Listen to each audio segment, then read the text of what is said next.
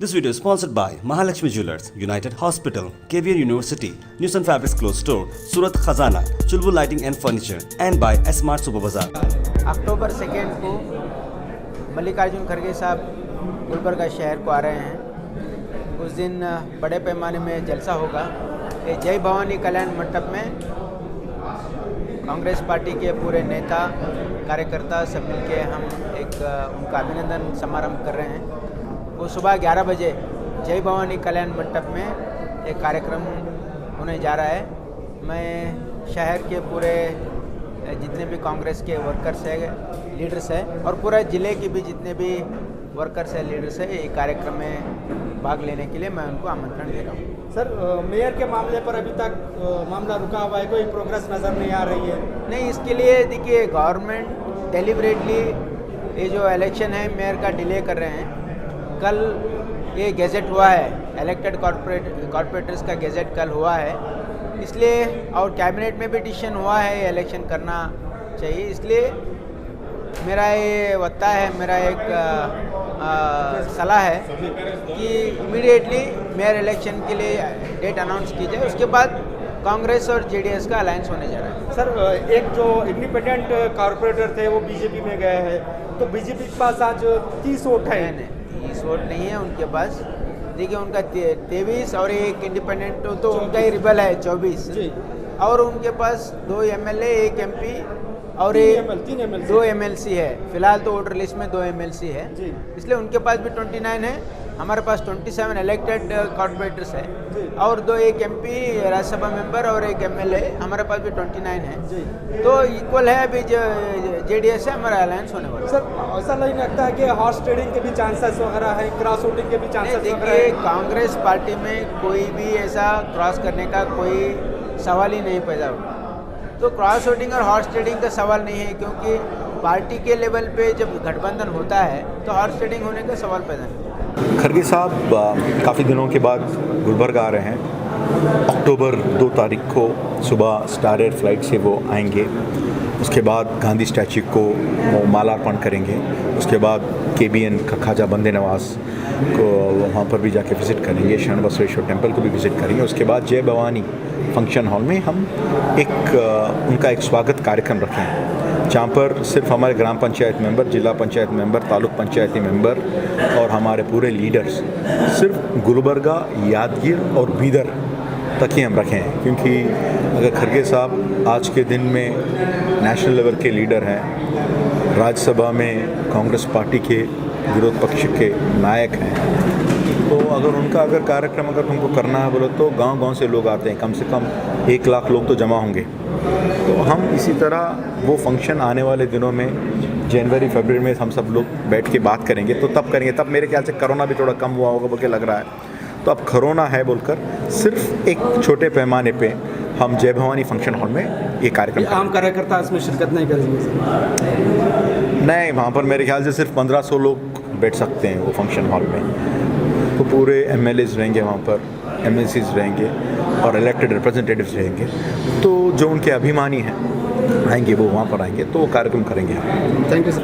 Sir, Karnataka government जो है अभी बसवराज बोम्मई का बयान है, सीएम का रिलीजियस कन्वर्जन के खिलाफ जो है गवर्नमेंट लॉ बनाने जा रही है। देखो, ये तो असेंबली में तो कौन सा भी बिल नहीं लेके आए। असेंबली ये अभी एक्सटेंड करने के लिए हम लोग सब काफ़ी रिक्वेस्ट करें, मगर हमारी बात कुछ भी नहीं सुने उन्होंने।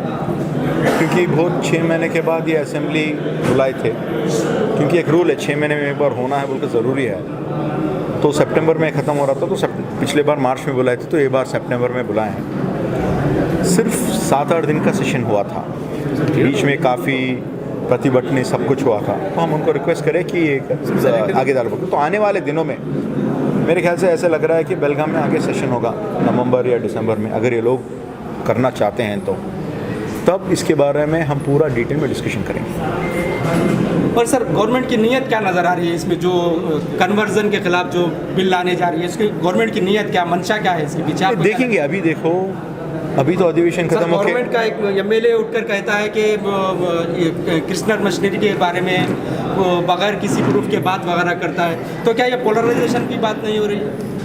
बीजेपी एक कम्युनल पार्टी है। उन्होंने सत्ता में आए हैं सिर्फ पोलराइजेशन की वजह से। ये जो हिंदू मुस्लिम क्रिश्चियन झगड़ा करके ही वो अधिकार में आए हैं। जिस तरह वो हिंदुत्व को लेके 1992 में वो राम मंदिर के हिसाब से आज अधिकार में उन्होंने आए हैं। और किस हिसाब से आए हैं? पोलराइजेशन करके आए हैं। पिछले बार भी वो ज़रूर हारने वाले थे। अगर वो पुलवामा नहीं करते तो ज़रूर हारते थे।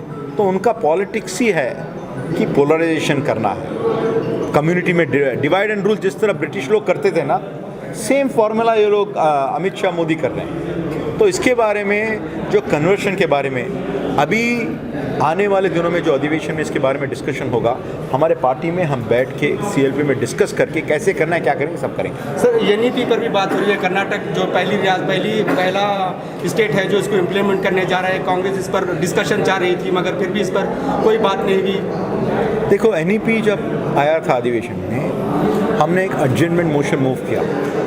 हमारे ऑपोजिशन लीडर सिद्धरामैया जी एक एडजर्नमेंट मोशन मूव करें, बोले कि इसके बारे में डिस्कशन होना है, फॉर एंड अगेंस्ट जो भी है उसके बारे में चर्चा होना है। पूरे हमारे कर्नाटक के राज्य के लोगों को इसके बारे में जानकारी होनी चाहिए, मगर उसको अलाउ नहीं करे हमारे स्पीकर। उसके बाद उसके लिए हम वेल को गए, धरनी करे, बोले कि आप सेशन एक्सटेंड करो। आप NEP लेके आ रहे हैं, आप किस तरह लेके आ रहे हैं, क्या करना है बोल के हम लोग ने पूछा था उनको।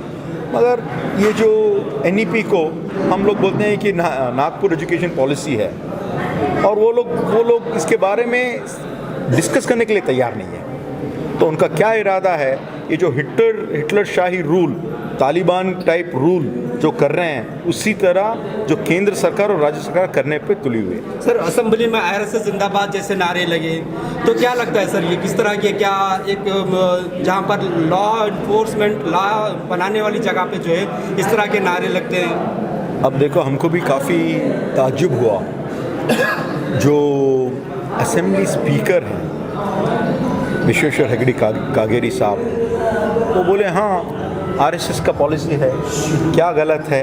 एक बार वो पोस्ट में बैठने के बाद कोई सी भी पार्टी के पर फॉर या अगेंस्ट बात नहीं कर सकते, वो कांग्रेसी हो, JDS हो या BJP हो, और उनका सिद्धांत जो भी हो, एक बार वो पीठ के ऊपर बैठने के ऊपर, वो सीट के ऊपर बैठने के बाद डिस्कशन वैसा नहीं करना चाहिए। मेरे ख्याल से किस इरादे से वो बोले हैं हमको पता नहीं, वो सब हम पूरा उसको खंडनी किए हैं। सर खरगे साहब आ रहे हैं, थोड़ा उस पर कुछ बोलिए।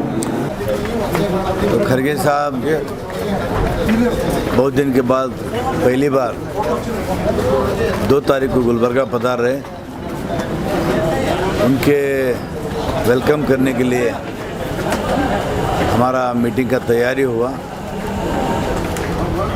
तो 3 तारीख को हम भवानी कल्याण मंडप में बड़े से मीटिंग होगा। पूरा कल्याण कर्नाटक के लोग यहाँ पर जमा होंगे। तो ये मीटिंग के लिए